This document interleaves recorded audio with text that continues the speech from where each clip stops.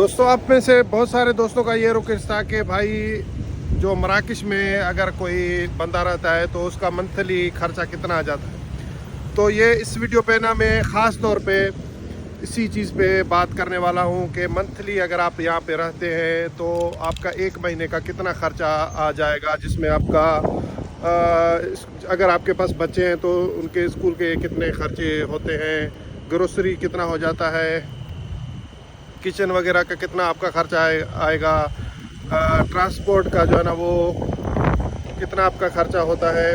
तो अगर गाड़ी है आपके पास, घर है रेंट पे, तो ये सारा जो है ना सब कुछ मिला जुला के तो आज हम इस वीडियो पे बात करने वाले आज मैं एक फ़र्जी फैमिली का बात करने वाला हूँ ना। उसमें आपका एक जो है ना मियाँ बीवी और दो बच्चे, उनका एक पूरा मैंने जो है ना सेटअप बना दिया। उस पर आज बात करेंगे कि अगर 4 बंदे हो, 2 बच्चे और मियाँ बीवी अगर रहते हैं मराकश में तो उनका जो है ना मंथली खर्चा कितना आ सकता है। तो मैं बात करूंगा जो है ना मिडिल क्लास बात की, सीधा बात करूं, क्योंकि मंथली खर्चे जो होते हैं ना वो तो आपके हिसाब पे होते हैं, आप कितना भी खर्चा कर सकते हो उसमें। तो मैं ख़ास तौर पे जो बात करूंगा मिडिल क्लास फैमिली के लिए, जो जिसमें एट लीस्ट खर्चा हो, यानी कम से कम आपका जो है ना वो कितना खर्चा आ सकता है इसी चीज़। तो दोस्तों, सबसे पहले जो है ना बहुत ही ज़रूरी चीज़ों का जिक्र करने वाला हूँ, जिसमें आपका बिजली पानी का जो है ना वो बिल्स है। लेकिन जिस घर में मैं रहता हूँ ना तो हमारा घर थोड़ा बड़ा है, क्योंकि वो थोड़ा जो है ना जॉइंट फैमिली समझ लो ना, इस तरह से समझो 2 फैमिलीज़ का अगर मैं बिल की बात करूँ तो हमारे पास तकरीबन 500 से 550 का बिजली और पानी का बिल आता है। यहाँ पे जो है ना मोरक्को में पाकिस्तान वाला सिस्टम नहीं है, जैसे वहाँ पे टांकियाँ बनी होती है ना पानी के हर घर के ऊपर। यहाँ पे टांकी नहीं है, टांकी वाला सिस्टम नहीं है। यहाँ पे गवर्नमेंट का जो है ना डायरेक्ट पानी आता है आपके पास, और बिजली भी 24 घंटा है। वो सिस्टम नहीं है कि लोड शेडिंग है, बिजली कम है ज़्यादा है, या कम हो रहा है ज़्यादा हो रहा है। 24 घंटा आपको बिजली और पानी, ये दोनों चीज़ें आपको 24 घंटा मिलते हैं। तो उसका मेरे ख्याल में अगर एक फैमिली होगा तो उसका कम से कम जो है ना आपका बिजली और पानी, ये दोनों का आपको 400 दरहम जो है ना वो आएगा, तकरीबन 400 से 450 दरहम।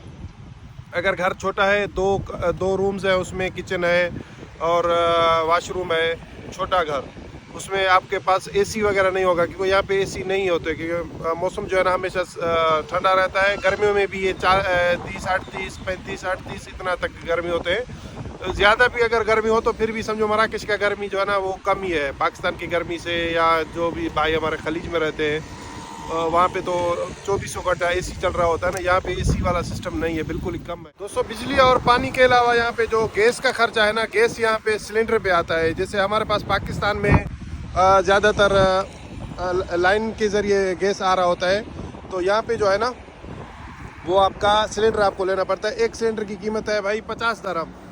तो मेरे हिसाब में यहाँ पे जो गीज़र चलता है पानी गर्म करने के लिए, वो और किचन, ये दोनों के लिए आपको 2 सिलेंडर जो है ना बड़े वाले, जिसका 50 दरहम खर्चा है, रेट है, तो वो आपको तकरीबन एक महीने में 2 लेने पड़ेंगे। यानी 100 दरहम आपका जो है ना वो गैस का आ सकता है यहाँ पे। गैस के अलावा आपके पास है भाई वाईफाई का खर्चा। वाईफाई देखें ना, वाईफाई या तो आप फ़ोन यूज़ करेंगे पैसों पे, या आप उसमें पैकेजेस होते हैं फ़ोन के, तकरीबन सिर्फ आप व्हाट्सअप चलाएंगे तो आपका 30 दरहम में पूरे महीने का आपको व्हाट्सअप मिलेगा। अगर भाई आप जैसे फेसबुक वगैरह पूरा सोशल मीडिया का तकरीबन 70-80 दरहम में आपको एक महीने का पैकेज मिल सकता है।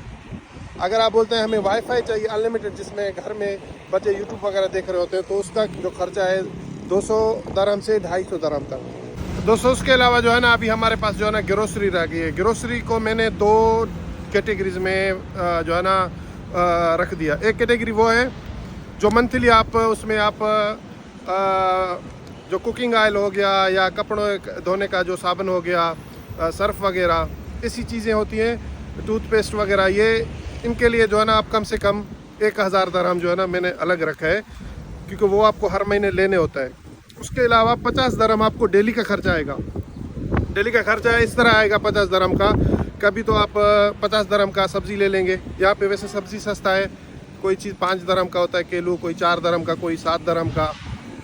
में बतातिस और बसल वगैरह का जो है ना, वो मैं आपको प्याज वगैरह जिसको बोलते हैं, यहाँ पे अरबी में बसल बोलते हैं, तो उसका रेट मैं आपको बता रहा हूँ। तो ऐसी चीज़ें आप लेंगे तो मसलन आज के दिन आपने मसलन सब्ज़ी ले लिया 50 दरम का, तो नेक्स्ट दिन आप कोई जो है ना गोश्त वगैरह ले लेंगे। गोश्त यहाँ पे 80-90 दरम 1 किलो है, आप आधा किलो गोश्त ले लेंगे। उससे आगे अगले दिन आप मुर्गी वगैरह ले लेंगे। मुर्गी यहाँ पे 18 से 20 दरम 1 किलो है। तो इस तरह करके डेली आपका जो है ना कम से कम 50 दरम जो है ना वो ख़र्चा आपका आ जाएगा। वो नहीं करेंगे तो कभी आप कॉफ़ी शॉप चले गए, कॉफ़ी पी ली बाहर, तो इस तरह करके जो है ना आपका 50 दरम डेली खर्चा आएगा। वो आप मिला के 1500 हो जाते हैं। 50 दरम डेली के 1500 और 1000 दरम आपका हर महीना जो है ना वो आप सुपर मार्केट में जाके जो चीज़ें लेंगे, कुकिंग ऑयल है, ये ऐसी चीज़ें, तो आपका टोटल 2500 दरम वो हम ऐड कर लेंगे इसमें हमारे लिस्ट। अच्छा दोस्तों, आपका ग्रोसरी के बाद स्कूल का खर्चा है। अगर आपके पास 2 बच्चे हैं ना कम से कम भी, तो देखिए यहाँ पे मोरक्को में ना सरकारी स्कूल सारे फ्री में होते हैं। जो भी सरकारी जो भी स्कूल है ना जिसमें तकरीबन 12 जमात तक ये जो ना वो आपको बिल्कुल भी फ्री है। उसके बाद भी आपके पास यूनिवर्सिटीज़ हैं जो गवर्नमेंट के हैं, तो आपको बिल्कुल ही फ्री है।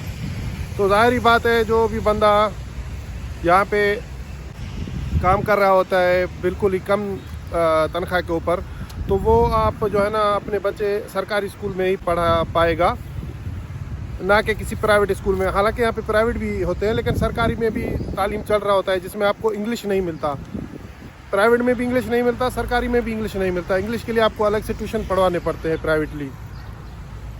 यहाँ पे जो है ना आपको अरबिक के साथ फ्रेंच जो है ना, ये दोनों चीज़ें आपको ये पढ़ा रहे होते हैं स्कूल है ना, उसमें आपको अरबिक और फ्रेंच ये दोनों चीज़ें पढ़ा रहे होते हैं। उसके अलावा जी आपके पास चौका जो है ना तकरीबन आपका ख़र्चा 150 दरहम में फ़ी बच्चा में जो है ना वो ऐड करूँगा इसमें, क्योंकि आपको जो है ना पढ़ाई फ्री है, तो उसको लेके जाना है, लेके आना है, उसका कपड़ा है, शूज़ है, उसके किताबें हैं। तो साल में कम से कम ना 1500 से 2000 तो एक बच्चे का लग जाएगा। तो अगर उसको हम मंथली कन्वर्ट करेंगे तो वो 1500 दरम 150 दरम होगा एक महीने का। इस हिसाब से अगर आपके पास 2 बच्चे हैं तो ये दोनों बच्चों के जो है ना आप 300 दरम जो है ना 300 से 400 दरम जो है ना आप स्कूल का खर्चा रखें। तो भाई नेक्स्ट हमारा ट्रांसपोर्ट है। यहाँ पे देखें ना बहुत सारे ट्रांसपोर्ट आपको मिल जाते हैं। ट्रांसपोर्टेशन में आपको यहाँ पे मोटर बाइक भी रख सकते हैं, आप गाड़ी भी रख सकते हैं। अगर आप सिटी के अंदर बस यूज़ करना चाहें तो बसेस यहाँ पे चल रहे होते हैं। शहर के बाहर जाना चाहें तो यहाँ पे ट्रेन चल रही होती हैं।